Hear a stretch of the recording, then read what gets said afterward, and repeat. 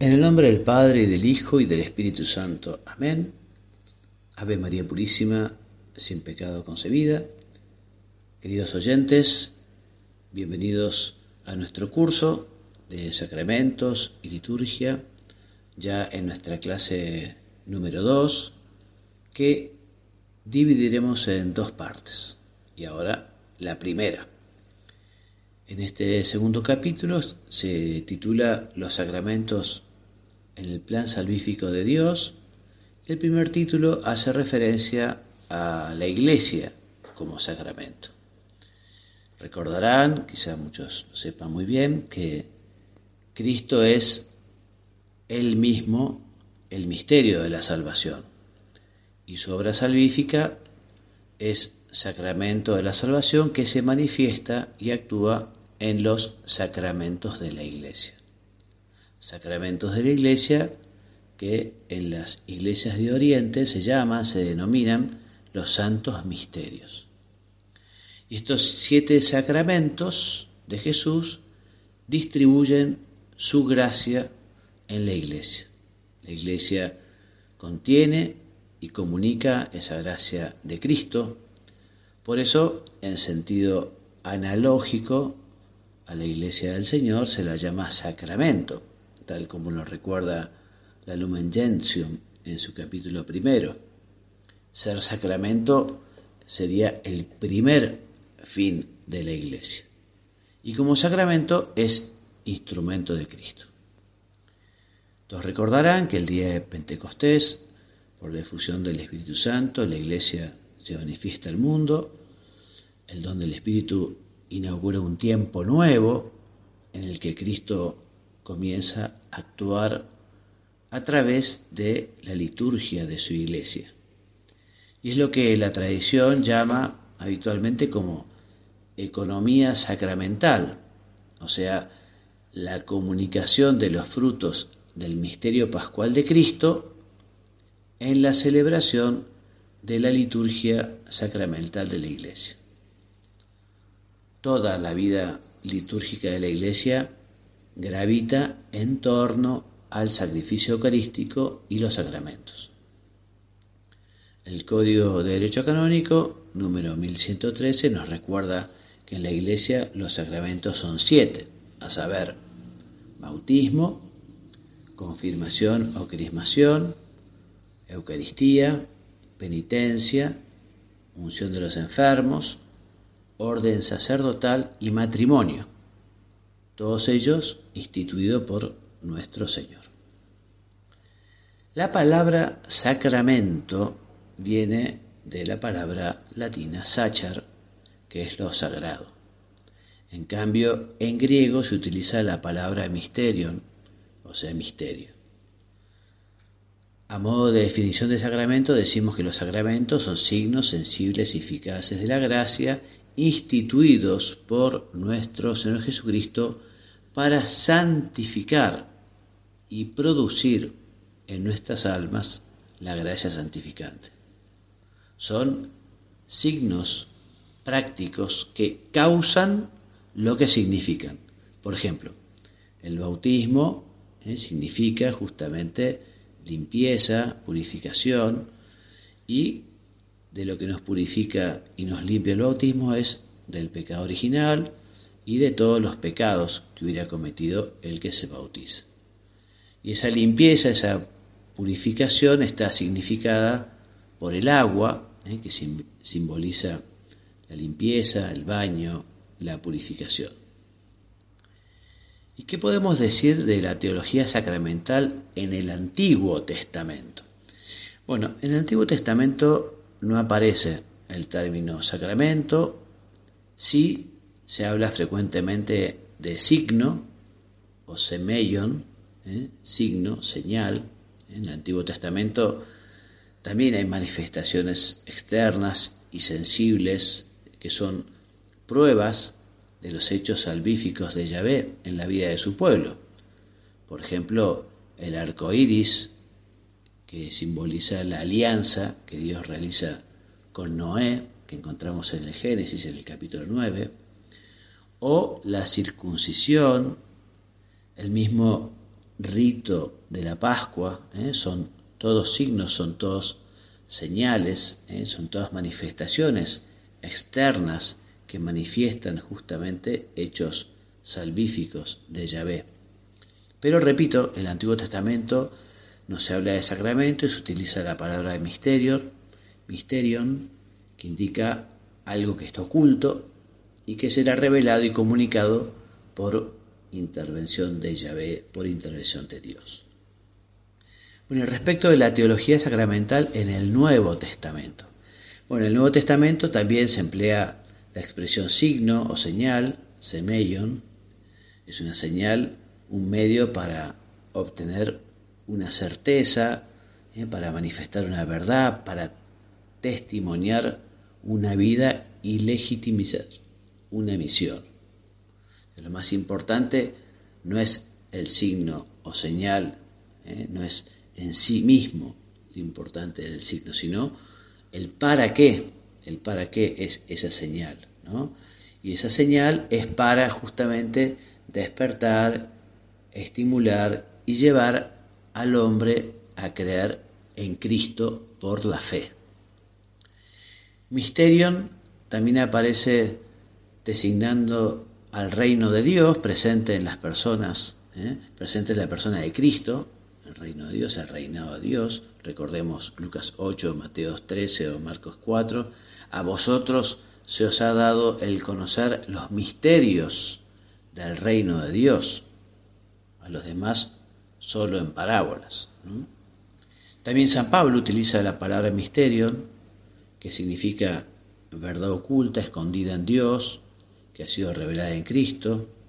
También es la revelación o comunicación y realización de los planes salvíficos de Dios por Cristo.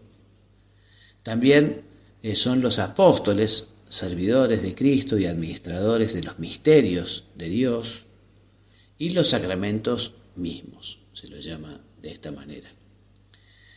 En el misterio de la historia de la salvación, justamente se conjuga, se relaciona lo visible y lo invisible, lo celeste, lo del cielo y lo terrestre, lo divino y lo humano, el plan oculto de Dios y la participación del hombre en él.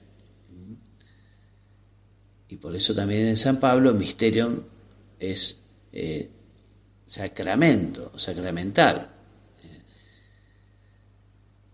El Nuevo Testamento, sobre los sacramentos en general, nada afirma. Y tampoco ofrece el Nuevo Testamento una síntesis de lo que podemos llamar teología sacramental, ¿no? Sí, como decíamos, San Pablo nos da, digamos, una visión de los sacramentos, pero de un modo parcial. Por ejemplo, en Hebreos 6 ofrece un texto con los 3 sacramentos de iniciación cristiana, nos habla de la iluminación por el bautismo, del gusto y alimento del don celestial o Eucaristía, y nos habla también de la fortaleza del Espíritu Santo o confirmación. Pero está lejos de ser una teoría general sobre los sacramentos. Y los santos padres, estos que vienen inmediatamente después de los apóstoles en los primeros siglos, bueno, ellos tampoco dan una teoría general de los sacramentos. Sí utilizan el término latino sacramentum, como traducción del término griego mysterion como plan de salvación de Dios, que se revela y se realiza en Cristo, o mysterion como Cristo mismo, como la humanidad de Cristo, como su cruz, su resurrección. A partir del siglo II se aplicará esta expresión a los signos sacramentales de la fe cristiana. Por ejemplo, Tertuliano, años 160 a 240, fue el primer padre latino en aplicar el vocablo sacramentum al sacramento cristiano en el sentido actual. Y lo aplicó al bautismo como sacramento de la milicia de Cristo, como un signo sagrado relacionado a una realidad escondida. Los padres latinos, repetimos, usarán el término sacramento en un sentido amplio, aplicado también a otras realidades, como por ejemplo las Sagradas Escrituras, el catecumenado, el agua bendita, la oración dominical, el ayuno, los exorcismos, la fiesta de Pascua, etc. Por eso se trata de un signo sagrado en término amplio, ¿no?, que incluye también los sacramentales. San Agustín, año 354 a 430, es el primero que define la esencia y el significado de los sacramentos. Por sacramentum, San Agustín entiende que es un signo sagrado por el que Dios realiza la salvación en el hombre, es un signo visible de una realidad invisible superior. San Isidoro de Sevilla, años más tarde, 570-636, en el sacramento, bajo las cosas corporales, la potencia o virtud divina obra la salvación de los hombres.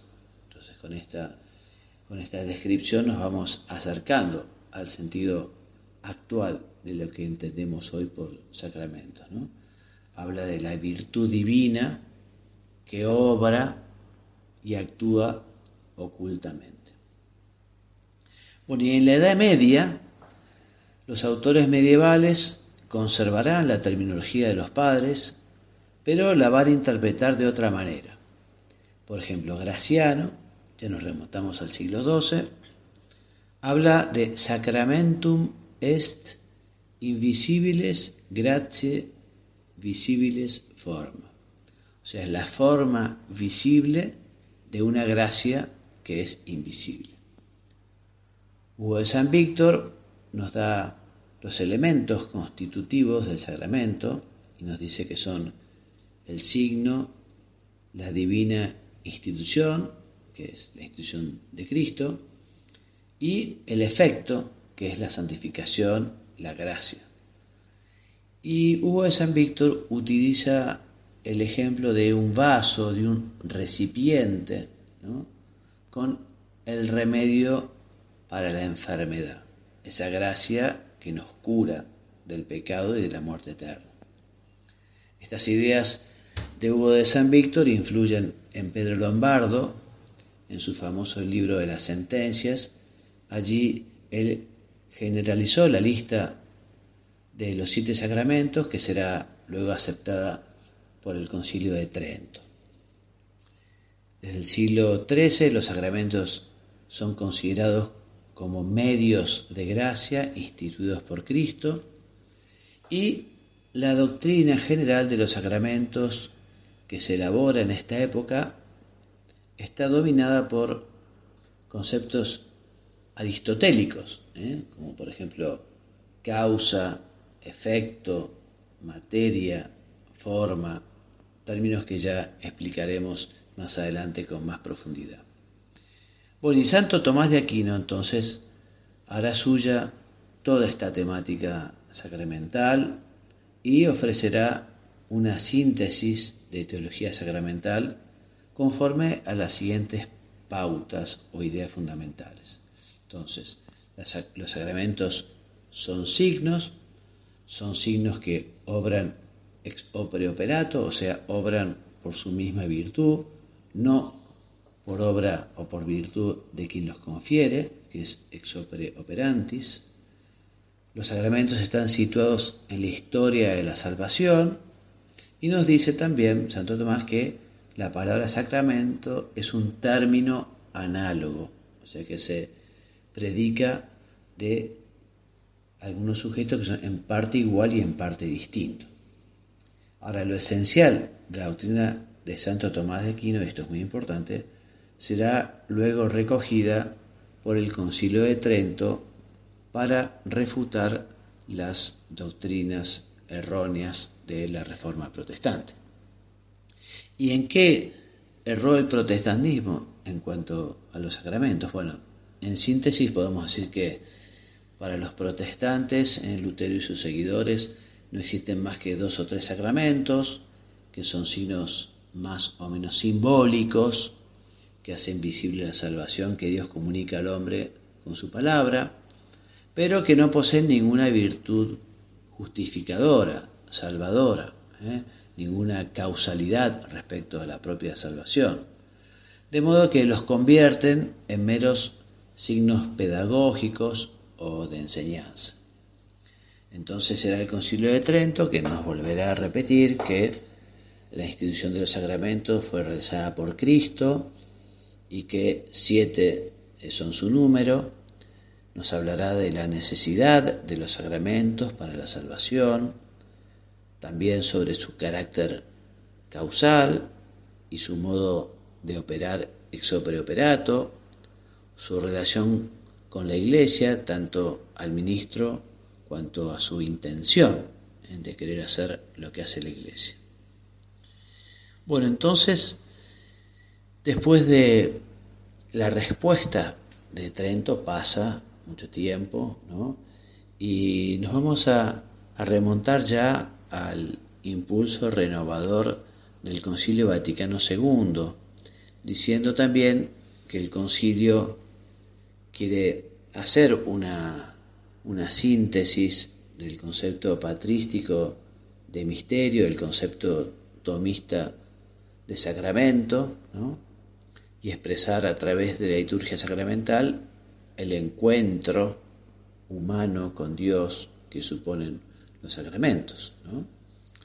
También afirmará que toda la economía de la salvación tiene una estructura sacramental y subrayará el valor comunitario y eclesial de los sacramentos, ¿no? También reforzará su aspecto cultual, o sea, comunitario y de culto, ¿no? Además del valor santificante que tienen. La Lumen Gentium describe la estructura sacramental de la Iglesia a partir del ejercicio del sacerdocio común del bautismo. La Constitución sobre la Sagrada Liturgia afirma que toda la vida litúrgica de la Iglesia gravita en torno al sacrificio eucarístico y los sacramentos, ¿no? Y, digamos, continuando con la evolución histórica con el paso del tiempo, vamos a recoger ahora la síntesis o resumen de la teología sacramental del catecismo de la Iglesia Católica, el catecismo de San Juan Pablo II, ¿no? Que de alguna manera es repetición de lo que hemos estado diciendo, ¿no? Porque el catecismo vuelve a recordar que los sacramentos son signos eficaces de la gracia instituidos por Cristo y confiados a la Iglesia, por los cuales se nos dispensa la vida divina, que la Iglesia celebra los sacramentos como comunidad sacerdotal, estructurada por el sacerdocio bautismal y el de los ministros ordenados, que el Espíritu Santo dispone a la recepción de los sacramentos por la palabra de Dios y por la fe, y así los sacramentos fortalecen y expresan esa fe. Y también que el fruto de la vida sacramental es a la vez personal y eclesial. O sea, por una parte es fruto para cada fiel y por otro es para la Iglesia crecimiento en la caridad y en su misión.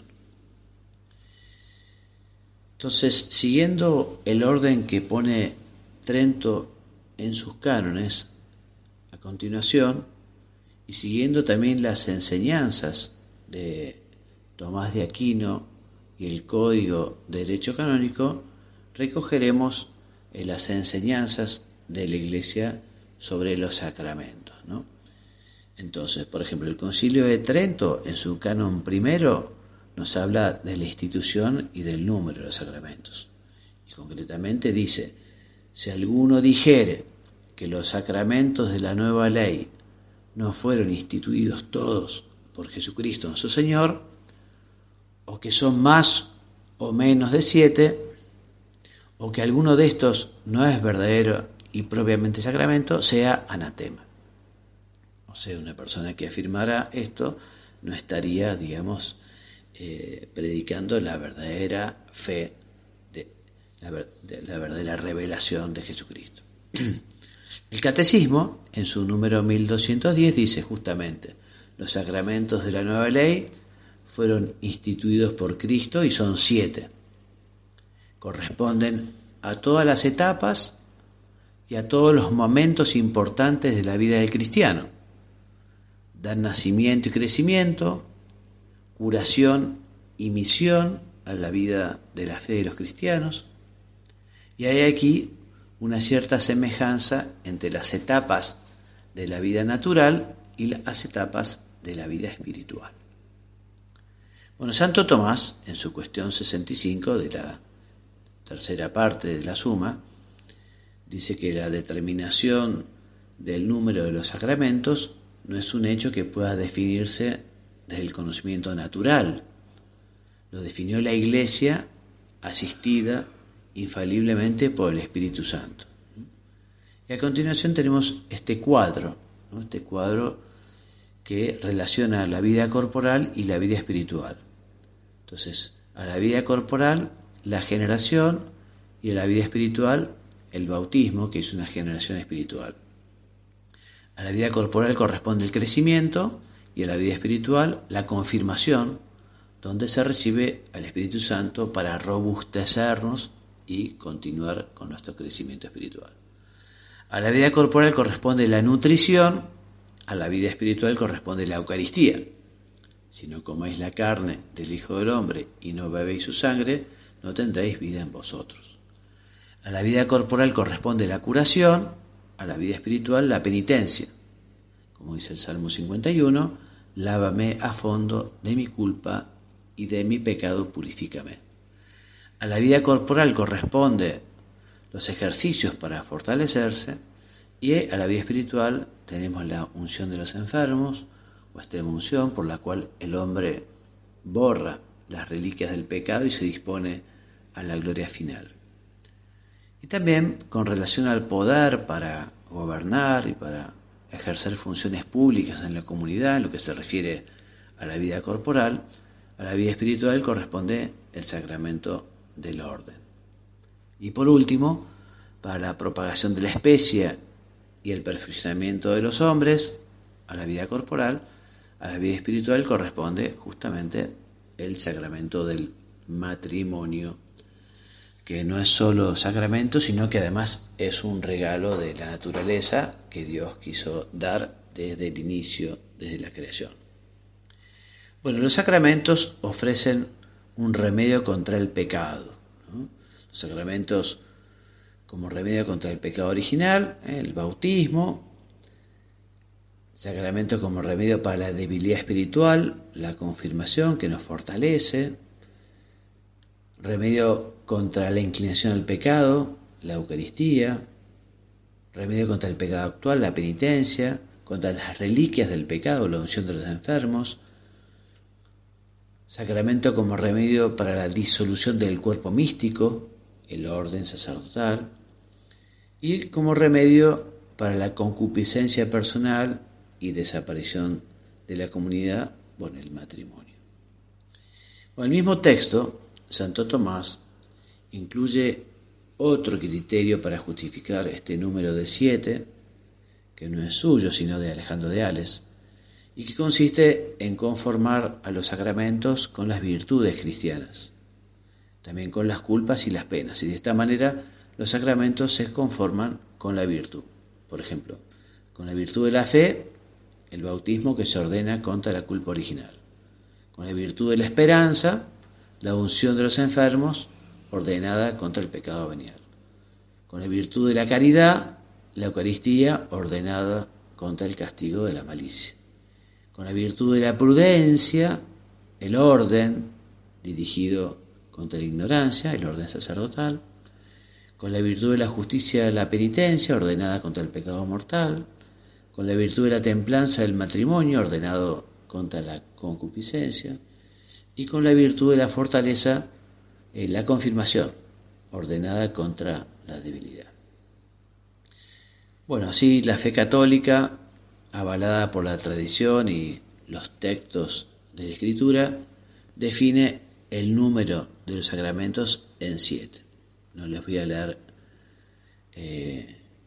las citas, pueden ustedes encontrarlas, porque cada uno, digamos, tiene su correspondiente cita de la Sagrada Escritura, ¿no? Bueno, distingamos ahora los sacramentos de la Antigua Alianza y los sacramentos de la Nueva Alianza. El canon segundo del Concilio de Trento dice: si alguno dijere que estos mismos sacramentos de la nueva ley no se distinguen de los sacramentos de la antigua ley, sea anatema. Entonces, Santo Tomás supone la existencia de verdaderos sacramentos en la antigua ley, tal como lo haría Trento. Pero estos sacramentos del Antiguo Testamento son ritos cultuales instituidos por Cristo que conferían cierta santificación y que significaban también la gracia de Dios. No se puede afirmar con certeza cuáles y cuántos fueron esos sacramentos del Antiguo Testamento, pero todos los teólogos parecen aceptar que la circuncisión tuvo carácter de verdadero sacramento en la antigua ley, como signo de la unión de Dios con el pueblo. Y Santo Tomás sostiene que además de la circuncisión habría otros sacramentos en la antigua alianza y que estos sacramentos podrían ser la consagración sacerdotal, el banquete del Cordero Pascual, el pan de la propiciación, etc. Estos sacramentos de la antigua ley prefiguraban los sacramentos de la nueva ley, de la ley de la gracia. Estos sacramentos del Antiguo Testamento no producían por sí mismos la gracia, sino que Dios la daba con acción de ellos. En cambio, los sacramentos de la nueva ley la producen por sí mismos. Veamos un poco la distinción que existe entre los sacramentos y el orden de los sacramentos entre sí. Entonces, los sacramentos no son iguales entre sí y entre ellos se da una cierta razón de preeminencia. Existe un orden en los sacramentos que buscan la perfección de la persona. Por ejemplo, se dirigen esencial y directamente a este fin el bautismo, que apunta a la regeneración espiritual y a ser el primero. La confirmación, que se ordena a procurar la perfección formal de la virtud, y la Eucaristía, que se refiere a la perfección final y le corresponde el último lugar. Los sacramentos que se dirigen de modo accidental a la perfección personal son la penitencia y la unción de los enfermos.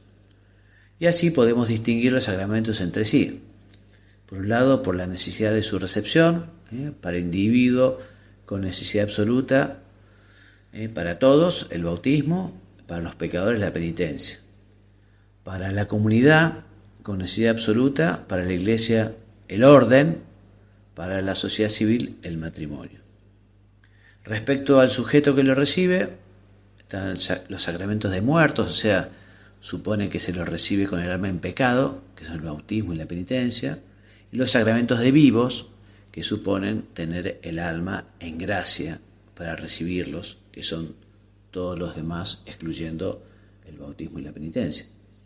Respecto del carácter sacramental, los que imprimen carácter, que son el bautismo, la confirmación y el orden, y los que no imprimen carácter, que son todos los demás. Respecto a la eficacia con que producen la gracia, están los sacramentos formados, si de hecho producen la gracia en el sujeto que la recibe, y los sacramentos no formados, cuando no la producen en el sujeto indigno que pone obstáculos. Por ejemplo, una persona que se confiesa y oculta por vergüenza algún pecado grave, o recibe el sacramento del matrimonio sin estar en gracia de Dios. Respecto de la excelencia de la Eucaristía como sacramento. Bueno, la Eucaristía es el más excelente de los sacramentos, en razón de lo que contiene. La Eucaristía contiene a Cristo mismo. Los otros sacramentos contienen una virtud o fuerza santificadora instrumental recibida de Cristo por participación. Y en razón también de la relación con los sacramentos entre sí, porque todos los sacramentos están ordenados a la Eucaristía como a su fin. Y así vemos que el orden, el sacramento del orden, tiene por fin la consagración de la Eucaristía, el bautismo tiene por fin la recepción de la Eucaristía, la confirmación ayuda al bautizado para que no se retraiga de recibir la Eucaristía, la penitencia y la unción de los enfermos disponen al hombre para recibir dignamente la Eucaristía, el matrimonio se aproxima a la Eucaristía al menos por su simbolismo en cuanto representa el lazo íntimo de Cristo con la Iglesia, cuya unión está prefigurada en la Eucaristía. Bueno, y en razón de los ritos sacramentales, ¿no? La administración de casi todos los sacramentos se complementan en la Eucaristía. Bueno, y así terminamos entonces esta segunda clase, la primera parte de la segunda clase. Dios mediante, ya en el próximo programa trataremos del título 16 en adelante. Me despido dándoles la bendición, que Dios los bendiga y los haga muy santos. Amén.